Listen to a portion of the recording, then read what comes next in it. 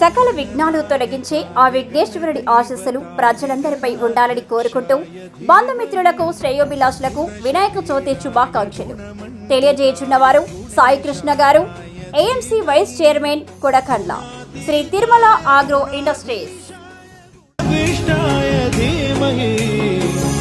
एकदन्ताय वक्रतुण्डाय गौरीतनयाय धीमहि गजेशानाय भालचन्द्राय श्रीगणेशाय धीमहि।